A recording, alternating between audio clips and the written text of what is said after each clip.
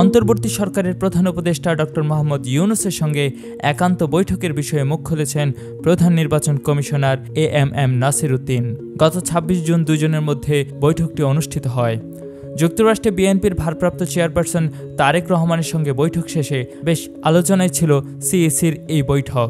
মঙ্গলবার নির্বাচন ভবনে গণমাধ্যমকে সিইসি এএমএম নাসির উদ্দিন বলেন, প্রধান উপদেষ্টার সঙ্গে এটা একান্তই সৌজন্য সাক্ষাৎ ছিল, ফরমাল কোনো বৈঠকও করিনি। যখন দলীয় সরকার থাকে তখন সরকার প্রধানের সঙ্গে সিইসির সাক্ষাৎ হয় না, কিন্তু এখন আমি যেমন নিরপেক্ষ, প্রধান উপদেষ্টাও নিরপেক্ষ। তিনি আরও বলেছেন, এই মুহূর্তে নির্বাচন আলোচনার কেন্দ্রে। স্বভাবতই কথা প্রসঙ্গে নির্বাচন নিয়ে আলোচনা হয়েছে।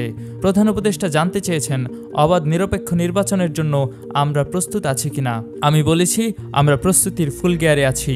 গ্রহণযোগ্য ও নিরপেক্ষ নির্বাচন আয়োজনে প্রধান উপদেষ্টা ও ইসির আন্তরিকতা প্রশ্নাতীত বলেও মন্তব্য করেন এএমএম নাসির উদ্দিন।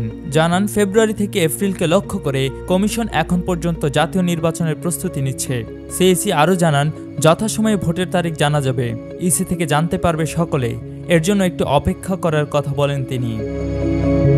কুমিল্লার কাগজ, নিউজ ডেস্ক।